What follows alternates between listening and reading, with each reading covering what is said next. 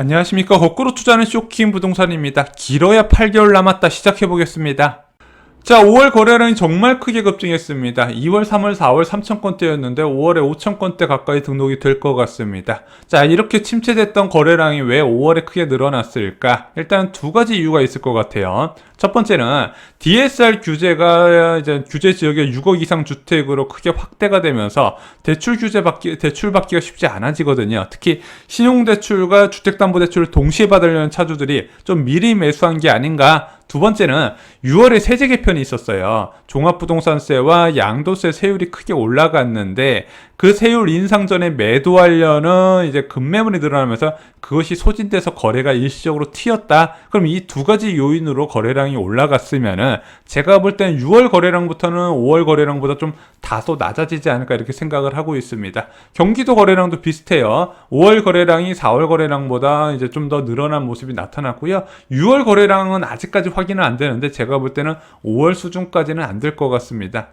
자, 그리고 7월 1일부터 제도 개편되는 게 있다 말씀드렸어요. 대출 규제 강화 부분과 대출 규제 완화, 확대 방안이 동시에 시행됩니다. 먼저 LTV 확대 방안이 시행이 돼요. 그래서 9억 이하 주택까지 LTV 완화 기준을 10%에서 20%까지 확대하는 방안이 본격적으로 시행됩니다. 물론 이게 그냥 마구잡이로 다 대출 규제를 풀어주는 건 아니에요. 최대 한도가 4억 원이고 DSR 규제 40%도 적용을 받습니다. 자, 추가로 대출 규제 강화 방안 아까 말씀드렸던 DSR 단계적 확대 방안이요. 제일 크게 적용되는 거는 규제 지역에 6억 원 초과 아파트를 매수하면서 주택담보대출을 받을 경우에 이 DSR 규제가 적용되거든요. 그런데 이 DSR 규제는 주택담보대출 받는 사람들이 규제하는 게 아니에요. 주택담보대출과 신용대출을 동시에 받는 사람들을 규제하는 내용입니다. 자, 그러다 보니까 7월부터 시행되는 이 대출 관련된 부분은 고가 아파트에는 악재, 중저가 아파트는 호재다 이렇게 보시면 될 것 같습니다.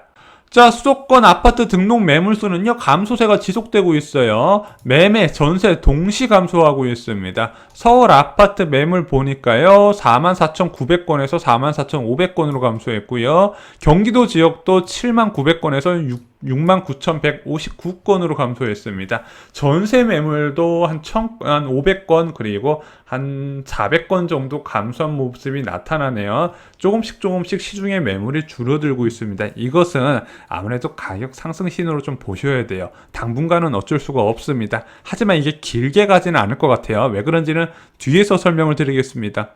자, 서울 지역의 매매 전세 불안은 확대가 되고 있습니다. 서울 지역의 매매 가격 변동률 전주와 동일한 0.12%인데 이게 굉장히 높은 수준이에요. 경기도 지역은 0.44 그리고 인천 지역은 0.48로 경기 인천 지역은 폭등세가 지속이 되고 있습니다. 그래서 경기도 지역에 좀 투자 수요 유입 많은 지역 보면 이미 서울 아파트 가격이 넘는데 많이 있어요. 자, 전세 가격 변동률 그나마 서울 지역 상승률이 이번 주에 소폭 둔화되는 모습이 나타나고 있지만 경기도 지역과 인천 지역 전세 가격이 다시 상승을 하고 있습니다.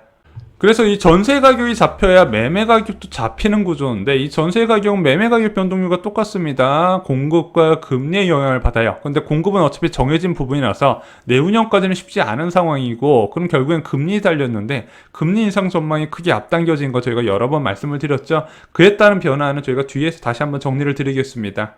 자, 주요 아파트 시세 보겠습니다. 강남 재건축 호가 어떻게 변했나 볼게요. 일단 잠실주공 1단지가 2주 사이에 거래량이 한 건 터졌어요. 4,000건 되는 4,000세대 아파트의 거래량이 딸랑 한 건이다. 거래가 많이 줄어들고 있는데 오히려 호가는 올라가는 모습입니다. 2주 전 대비해서 5천만 원 더 올라간 모습입니다. 자, 음마아파트 볼게요. 2주 동안 거래가 2건 터졌습니다. 여기도 4,400세대인데 거래가 달랑 2건. 아무리 토지거래 허가구역이라 해도 거래가 감소한 게 눈에 띄는 부분이죠. 매물도 줄어들었지만 매수자도 분명히 감소한 게 눈에 보이실 겁니다. 자, 6월 11일 날 21억 8천 하던 아파트 이번 주에 21억 9천으로 호가는 1,000만 원 더 상향 조정했습니다. 자, 잠실 리센트 여기는 5,500건인데 2주 동안 거래가 달랑 한 건이 등록됐습니다. 지난주 2주 전에 23억 하던 아파트 그럼에도 불구하고 이번 주에 5천만 원 호가를 상향 조정을 했고요. 트리지온 같은 경우도 거래가 2건 터졌는데 지난 2주 전 대비 22억 대비 22억 5천으로 5천만 원 추가 상승 조정을 했습니다. 지금 부동산 시장이요. 매물도 줄어들고 있고 매수자도 좀 줄어들고 있는데 그 매수자 중에서 자꾸 비싼 가격에 사주다 보니까 호가가 계속 올라 올라가고 있어요. 근데 이거는 지금 같은 초저금리 상황과 공급 부족이 인식이 되는 상황에서는 어쩔 수 없는 현상이다. 금리의 빠른 변화가 지금 빨리 선행이 돼야 된다는 부분이죠. 자, 지금까지 토지거래 허가구역 살펴봤습니다. 여기 1년 연장됐었죠. 그럼 토지거래 허가구역 인근 아파트는 거래가 좀 붙나 살펴보겠습니다. 먼저 반포주공 1단지 3주구, 여기가 곧 2주를 시작하죠. 지금 위에 1, 2, 4주구는 2주가 진행이 되고 있고요. 자, 그래서 거래는 2주 동안 3건이나 등록이 됐습니다. 최저호가 22억 하던 아파트는 이번 주에 변동사항은 없습니다. 자, 반포자이 살펴보겠습니다. 거래가 무려 4건이나 터졌습니다. 호가도 지난주에 28억에서 29억으로 상향 조정을 해야 될 것 같습니다. 초고가 아파트의 거래가 지속적으로 유입되고 있어요. 반면에 파크리오 아파트는요, 2주 동안 거래가 달랑 1건 터졌습니다. 지난주에 21억 5천 하던 호가 이번 주에 22억으로 5천만 원 추가로 조정했습니다. 지금 이런 단지들이 많죠. 거래가 세대수에 비해서 정말로 없는데 호가가 올라가고 있더라. 왜?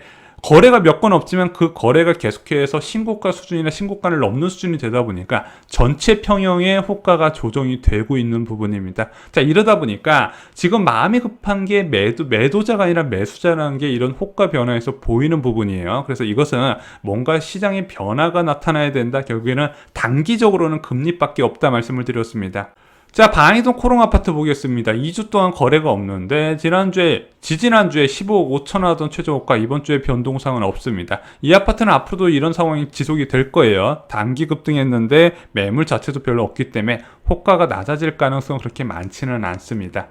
위례 입사단지 꿈에 그리는 아파트 살펴보겠습니다. 14억의 저층이 거래가 됐네요. 5월 29일 날 2주 만에 한 건이 추가로 등록됐습니다. 그러다 보니까 14억대 매물은 다 사라지고 14억 2천으로 호가가 상향 조정이 됐습니다. 자, 지난 시세와 비교해 보겠습니다. 잠실주공 5단지 5천만원 올랐고 음마아파트 1천만원 올랐습니다. 리센츠 5천 상승, 트리지움 5천 상승입니다. 반포주공 1단지는 변동사항은 없는데 반포자이가 1억이 올랐고 파크리오도 5천만원 상승했습니다. 방이동 코롱아파트 별도의 변화는 없었고요. 위례 입사단지가 3천만원 상향했습니다. 전체적으로 호가가 빠르게 올라가는 모습이 나타나고 있죠. 거래가 분명히 많지 않음에도 불구하고 호가는 계속해서 올라가고 있다는 부분, 여전히 매도자와 매수자의 줄다리기 상황에서 매수자보다는 매도자가 우위 시장이라는 게 시장에서 보이고 있는 부분입니다. 환경이 그렇기 때문에 지금은 어쩔 수가 없다는 부분이죠. 자, 이런 상황에서 1주택자한테 규제를 풀어준다, 세부담을 경과시켜준다는 이제 규제 완화 방안을 여당 입장에 제가 좀 동의하기는 어려운 부분이에요. 왜냐면 이게 자꾸 상위 아파트 쏠림을 부르거든요. 다주택자가 여러 주택을 처분하고 고가 아파트를 사거나 기존에 주택이 있던 사람들이 처분하고 또 고가 주택으로 가거나, 왜? 세부담이 없게 되니까. 자, 그래서 지금은 좀 정책을 뭘 바꾸려고 하기보다는 그냥 가만히 냅두는 게 더 낫지 않을까, 개인적으로 이렇게 생각을 하고 있습니다.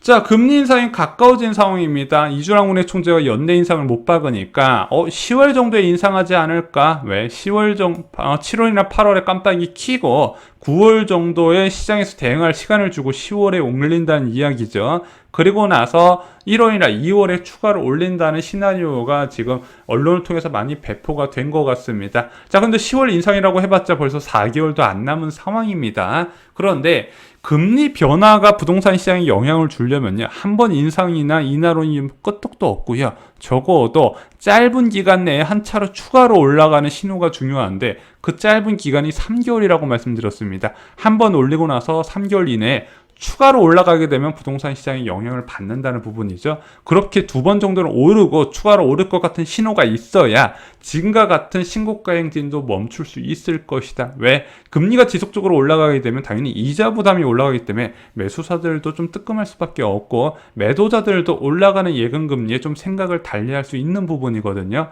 어쨌든 금리 인상이 가까워졌다는 부분은 부동산 시장에 적지 않은 영향을 줄 것 같습니다. 근데 저는 개인적으로 4분기 인상이 아니라 3분기 인상 가능성도 있다 말씀드렸어요. 왜? 7월 2일날 6월 CPI 소비자 물가 지수가 발표되는데 예상치보다 높을 가능성이 있다는 부분이죠. 그것이 금통위원들의 금리 인상 시점을 앞당길 수 있다, 이렇게 말씀을 드렸습니다. 자, 한국 부동산은 통계도 요약해 보겠습니다. 수도권 지역 매매가액 지수 상승률이 확대됐고요. 전세가액 지수 변동률도 수도권 전체적으로 확대가 됐습니다. 경기 인천 지역이 워낙 뜨거워요. 그러다 보니까 수도권에 거주하는 사람들의 주거비가 계속 늘어나고 있는 상황입니다. 매매가격, 전세가격이 동시에 올라가다 보니까 이 부분에 대해서 지금 많은 사람들이 분노를 하고 있고, 그것이 여당 지지율 하락으로 이어지지 않나, 제 개인적으로 이렇게 생각을 하고 있습니다. 자, 6월 21일 기준 한국 부동산원 통계 자치구별로 살펴보겠습니다. 요즘 서울 지역의 자치구 볼 때는 어디를 봐야 된다? 재건축 아파트 단지가 많은 곳 노원구를 봤더니 와, 0.25%로 폭등 상황입니다. 토지거래 허가구역에서 노원 지역이 제외되다 보니까 풍선 효과로 지속적으로 올라가고요. 또 여기가 상대적으로 30대, 20대, 30대 분들이 갭 투자하기 좋은 가격대다 보니까 지속적으로 투자 유입과 가격 상승이 이루어지고 있습니다.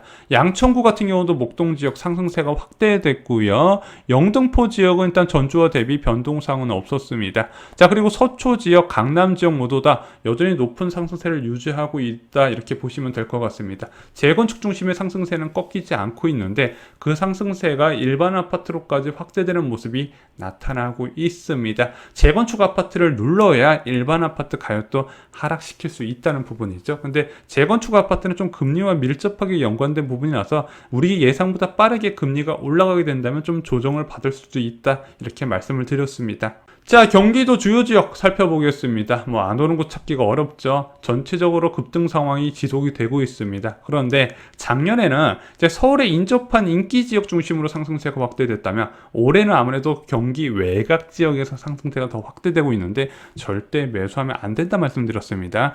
외곽 지역으로 가서 실수요자의 수요가 늘어나고 있는 부분입니다. 가격이 계속 올라가다 보니까 자포자기로 내 현금에 맞는 주택을 매수하는 부분인데, 외곽 지역에 매수하시는 분들은 3기 신도시를 기다리셔야 돼요. 그냥 하남이나 고양시나 과천 등이나 아니면 성남 지역에 이사하셔서 2년간 거주하시면서 그 지역에 공급되는 주택을 노리셔라, 이렇게 말씀을 드립니다. 자, 시장이 불안한 상황이 지속이 되고 있습니다. 이런 초저금리 상황과 입주 물량 부족 상황에서는 어쩔 수 없는 부분이다, 이렇게 말씀을 드립니다. 결국에는 지금 남은 것은 빠른 금리 인상밖에 없다, 이렇게 정리를 드릴 수 있을 것 같습니다. 좋아요, 구독, 공유 꼭 부탁드립니다. 감사합니다.